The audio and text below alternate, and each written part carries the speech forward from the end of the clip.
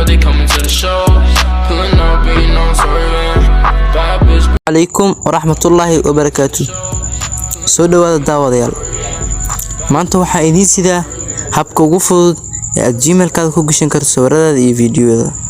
qaab noocee ah ayaad sawiradaada iyo fiidiyoyada ku gashan kartaa Gmail-kaaga si hadduu telefoonka kaaga halaabo ama uu kaaga dhumo aad dib ugu heli karto sawiradaadii iyo fiidiyoyadaadii aad gashatay Gmail-kaaga. marka hore waxaad raadinaysaa app la yiraahdo Drive haddii kugu jiro telefoonka Samsung-kaaga. appkan ayaad raadinaysaa, ku dhufanaysaa appkan. markaad ku dhufato appkan wuxuu ku keen doonaa gudihiisa waxa ku yaalo waa inaad marka hore furtaa Gmail. haddii uusan Gmail ku furnayn appkan kuma shaqeyn doono ama gudaha kuma keeni doono. hadda anaga Gmail wuu noogu jiraa, haddii uusan kugu jirinna Gmail waa inaad samaysataa.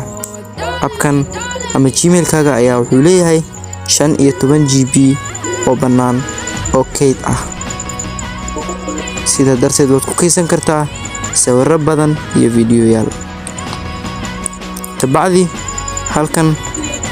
halkan ayaad ku dhufanaysaa. halkan markaad ku dhufato waxaad ku dhufanaysaa halkan ay ku qoran tahay upload.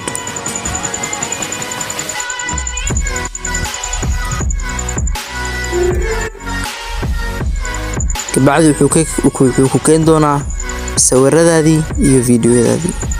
kabacdi waad select garaysan doontaa dhammaantood.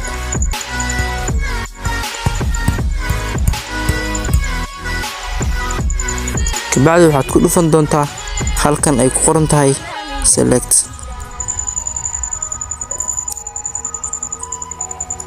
halkan ay ku qoran tahay select ayaad ku dhufanaysaa.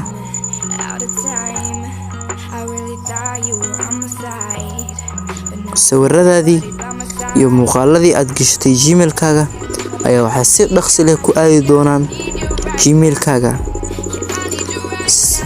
sida darteed si aad u download garaysato ama ay kugu galaan Gmail-kaaga waa inaad data ku furnaataa oo aad ku dhufataa halkan.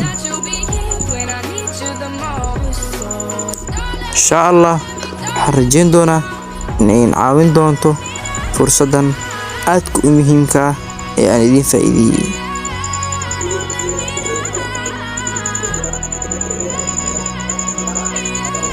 sidan ayay kugu gali doonaan sawiradaadii iyo fiidiyoyadaadii. fadlan haddii aad muuqaalka ka heshay subscribe inoo saar, like-taadu waa inoo dhiirigelin, commentigaaduna waa